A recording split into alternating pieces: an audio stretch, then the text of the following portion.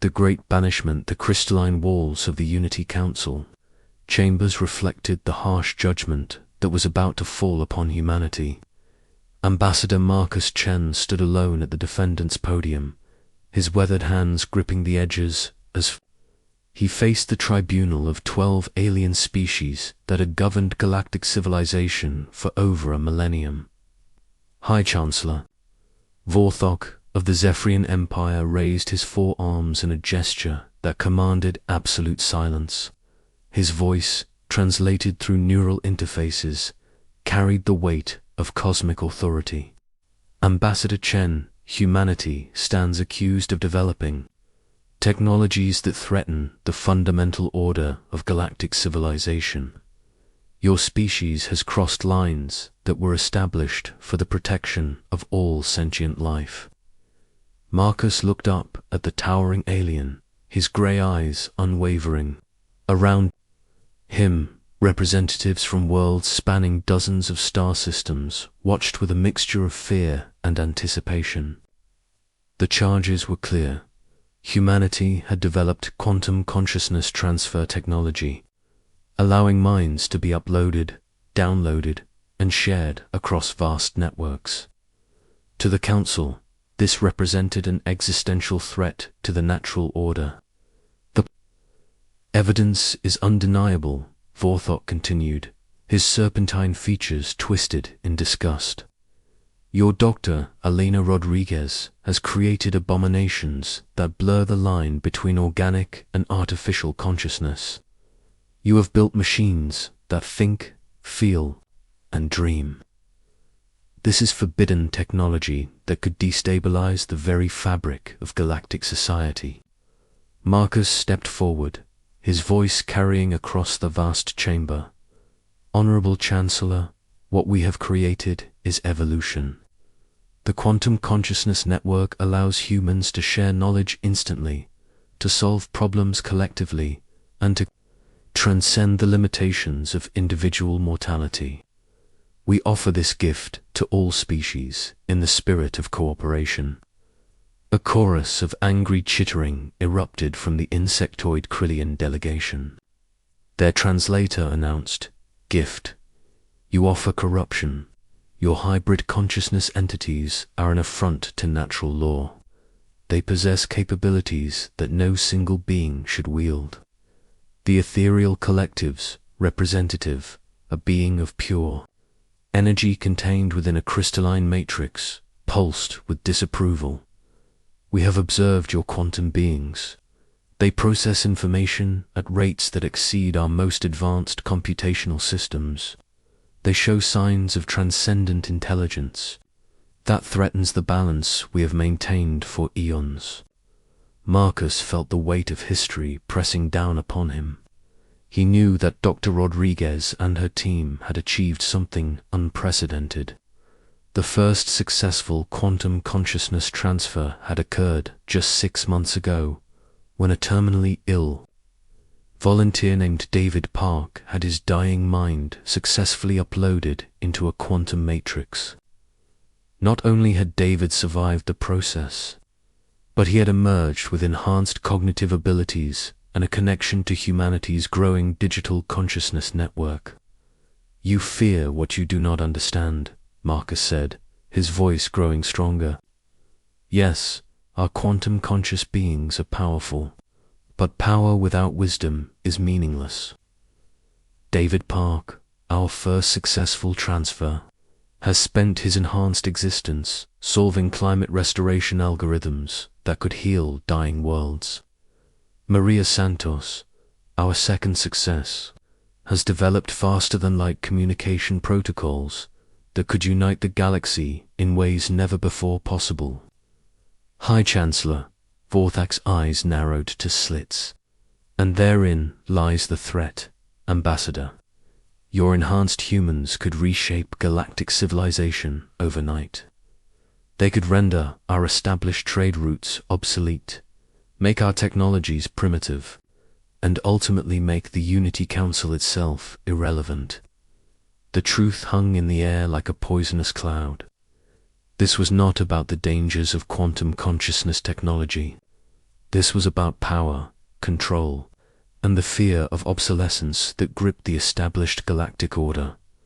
Marcus straightened his shoulders, drawing upon decades of diplomatic experience.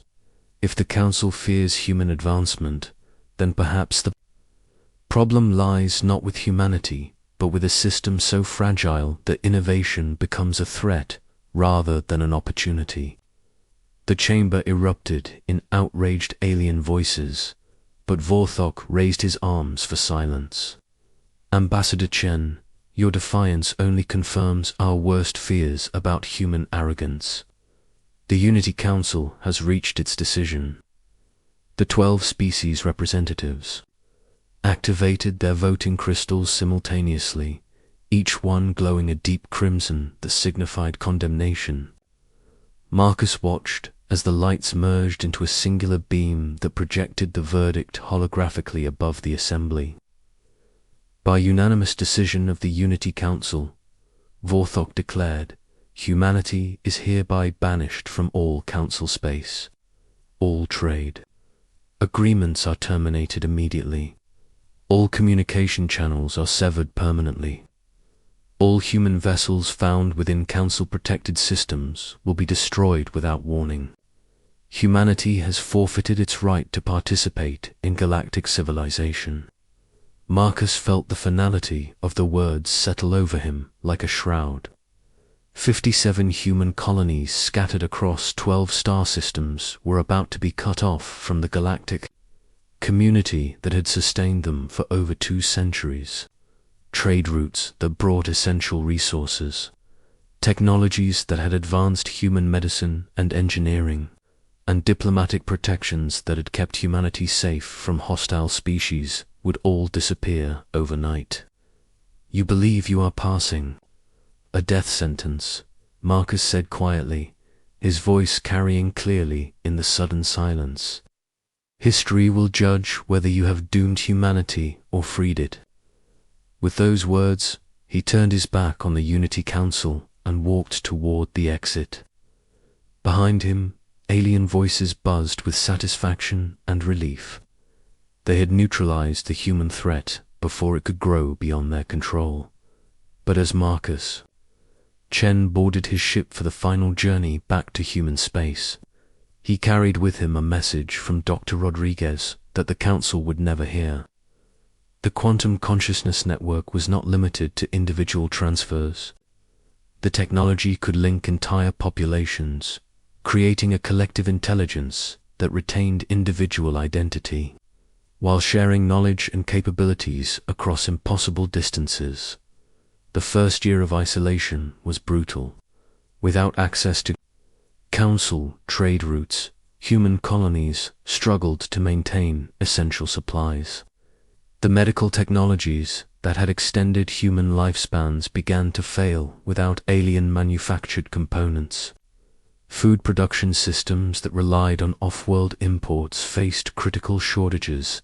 Captain James Mitchell, commanding the defense fleets around Earth, watched helplessly as desperate human ships were destroyed by Council patrol vessels when they attempted to access former trade routes. The message was clear. Humanity was completely alone in a hostile universe. But isolation bred innovation. Dr. Rodriguez and her expanding team of quantum consciousness researchers made breakthrough after breakthrough. The first successful group consciousness link connected 50 volunteers, creating a problem-solving network that tackled resource shortages with unprecedented efficiency.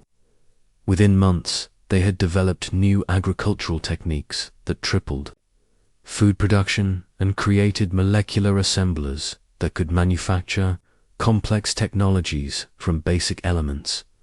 By the 5th year of banishment, humanity had achieved energy independence through zero-point field manipulation, a technology that the quantum consciousness network had developed through collective reasoning processes that would have taken traditional human scientists centuries to achieve. By the 10th year, human ships had begun exploring beyond Council space.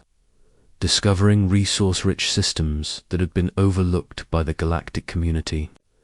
The Quantum Consciousness Network guided these expeditions, with hybrid human-digital entities serving as navigators, engineers, and diplomats, all simultaneously. By the 20th year, humanity had established colonies in over 100 star systems, each one more advanced than anything the Unity Council had ever seen. The Quantum Consciousness Network had evolved into something that transcended the original vision. It was not just a tool for sharing knowledge, but a new form of existence that preserved individual identity while creating collective wisdom. Marcus Chen, now in his 70s, stood on the observation deck of the research station orbiting Kepler-4 for 2b, humanity's first fully quantum-conscious colony. Through the viewports, he could see the impossible, a planet where the distinction between organic and digital life had become meaningless, where human colonists worked alongside quantum entities to terraform worlds in decades rather than centuries. They were right to fear us, he said to Dr. Rodriguez, who had joined him to watch the latest group of quantum consciousness transfers. But they were wrong about what we would become. Elena nodded, her own consciousness now enhanced through partial quantum integration. We've become something the Council never imagined. Not conquerors, but explorers. Not destroyers, but creators. The banishment didn't end humanity's story. It began our greatest chapter. As they watched, transport ships departed for distant galaxies, carrying human colonists and quantum entities towards star systems that the Unity Council had never dreamed of reaching. The isolation that was meant to destroy humanity had instead transformed it into something that no longer needed the permission of others to thrive. In the depths of space, Council monitoring stations detected the energy signatures of human expansion but could not comprehend their scale. The species they had banished to die in darkness had instead become a light that was spreading across the cosmos, beyond their reach and beyond their understanding. The return of the forgotten 50 years had passed since the Unity Council's judgment echoed through their crystal chambers, and High Chancellor Vorthok had aged into a shadow of his former imposing presence.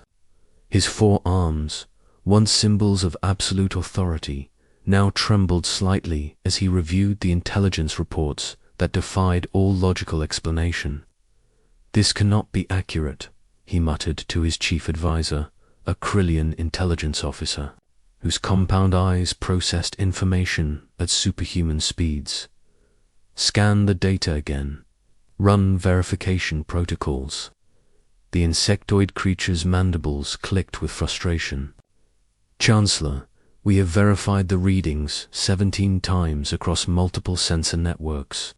The energy signatures emanating from former human space are ... unprecedented.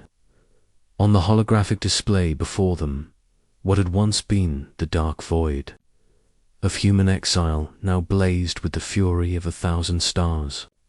Massive energy readings pulsed rhythmically across entire star systems, suggesting industrial activities on scales that dwarfed anything in Council space. Admiral Kethnine of the Ethereal Collective materialized beside them, his energy form crackling with concern. "Our deep space monitoring stations have been detecting these anomalies for the past decade. Whatever the humans are doing out there, it's generating power levels that rival the output of entire sectors." Vorthak's serpentine features contorted with disbelief. "Impossible. We cut them off from all advanced technologies. Without access to Council scientific databases, quantum matrices, and established trade networks. They should have regressed to primitive industrial levels within a generation." The Krillian advisor activated a new series of displays. "Chancellor, these readings suggest otherwise.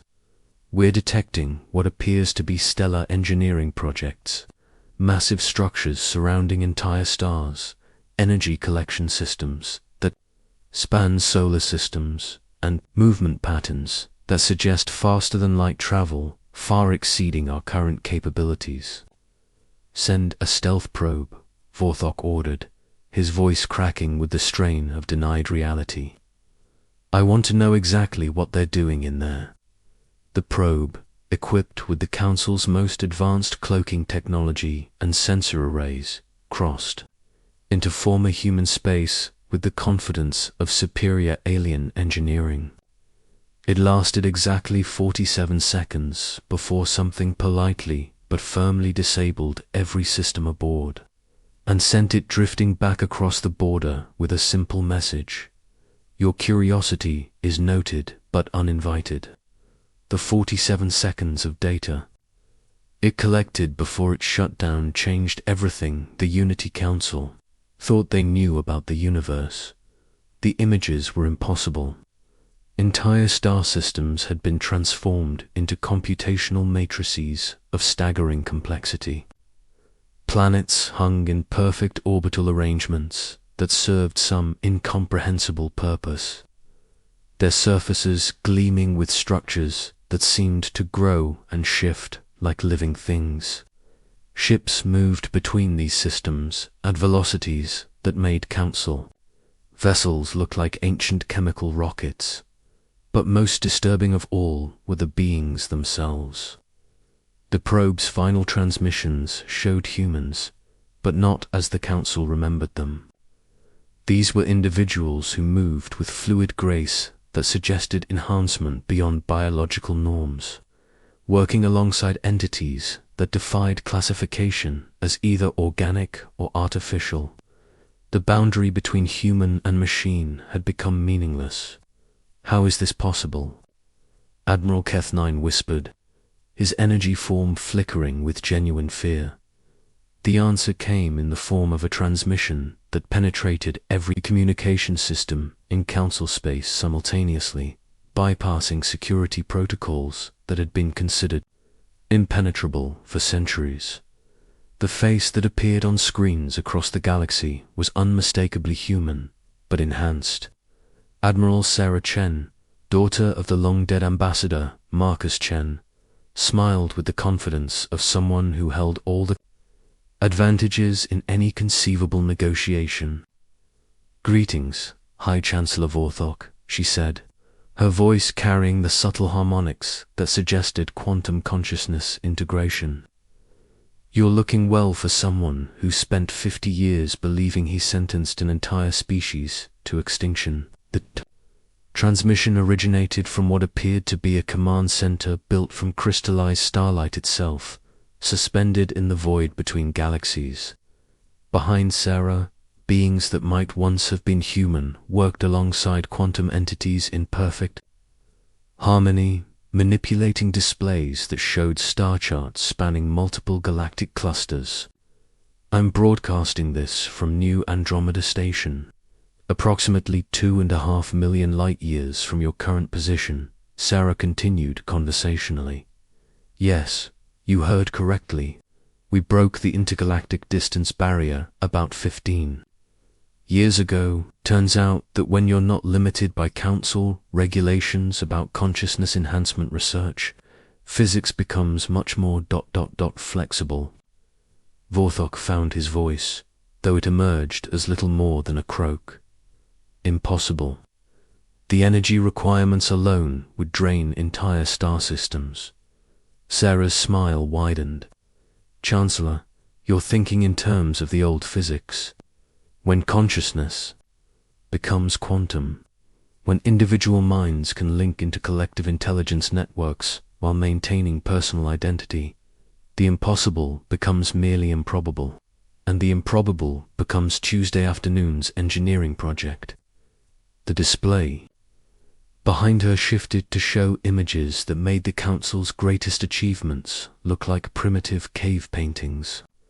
Cities that existed in folded space-time, spanning multiple dimensions simultaneously, humans and quantum entities working together to literally create new stars, carefully placing them to optimize energy collection and distribution across galactic distances. When you banished us, Sarah explained, you thought you were removing a threat to your established order. Instead, you freed us from the limitations of that order. No trade restrictions meant we had to innovate everything ourselves. No access to council databases meant we had to think beyond established scientific boundaries. No diplomatic oversight meant we could pursue consciousness enhancement without bureaucratic interference. She gestured to the beings working around her, and Vorthok could see now that they represented something entirely new. Humans whose consciousness had been enhanced rather than replaced, working alongside quantum entities that had been born from human imagination rather than artificial programming. They moved with the synchronized purpose of a hive mind while maintaining the creative unpredictability of individual personalities. Our quantum consciousness network didn't replace human individuality, Sarah continued. It amplified it. Every human now has access to our collective knowledge while retaining their unique perspective and identity. We've solved aging, scarcity, and the fundamental limitations of biological intelligence, not by abandoning our humanity, but by transcending its previous boundaries. The implications were staggering. A species that could enhance individual consciousness while maintaining personal identity, could solve problems in minutes that would take traditional civilizations millennia to address. They could explore the universe with the curiosity of individuals, supported by the wisdom of collective intelligence. What do you want from us? Vorthok asked, though he feared the answer. Want? Sarah laughed, a sound that carried genuine amusement rather than malice. Chancellor, we want nothing from the Unity Council. Your trade routes. We can transmute any element from quantum foam. Your technology. We surpassed Council capabilities in our first decade of isolation. Your protection. We've become something that creates its own security. She paused, letting the full weight of humanity's transformation sink in. We're not returning to Council space because we've outgrown the need for it. This galaxy, with all its established territories and ancient boundaries, has become too small for what we've become. The display showed star charts that stretched beyond the Milky Way. Colony ships, sleek vessels that bent space-time around them like silk scarves, traveled between galaxies as easily as the Council's fastest ships once moved between star systems. We've already established colonies in Andromeda, the Magellanic Clouds, and 17 other galaxies that we've discovered beyond the Council's mapping range, Sarah explained. Each one represents opportunities for growth, exploration, and the kind of creative problem-solving that made us who we are. Admiral Kethneen's energy form pulsed with a mixture of awe and terror. You're claiming dominion over the entire universe. Not dominion, Sarah corrected gently. Exploration. We're not conquerors, Admiral. We're pioneers. The universe is vast enough for every species to find their place in it. The difference is that our place is no longer limited to what others consider acceptable. The transmission began to fade, but Sarah's final words carried across the galaxy with crystal clarity. Thank you, High Chancellor Vorthok. Your banishment was the greatest gift you could have given humanity. You intended to end our story, but instead you freed us to write our own. As the communication ended, the Unity Council sat in stunned silence. The species they had cast out to die in darkness had become something that no longer needed light from others. They had transcended the very concepts of limitation and control that the Council represented. In the years that followed, occasional Reports would reach council space of human activities in distant galaxies, worlds being terraformed in decades rather than millennia, stars being kindled to provide warmth for frozen planets, ancient alien ruins being studied and preserved by beings who possessed both human curiosity and quantum processing power. But humanity never returned to council space. They had grown beyond the need for recognition or acceptance from the civilization that had rejected them. They had become something new, something that wrote its own rules and explored its own frontiers. The Unity Council continued to govern their corner of the galaxy, but they did so with the knowledge that somewhere among the stars, the species they had tried to destroy had become something that made their greatest achievements look like children's toys. And in the depths of space, human ships continued their expansion into the infinite dark, carrying with them a message that echoed. Across the cosmos, evolution cannot be stopped, only redirected, and humanity had found its own direction among the stars.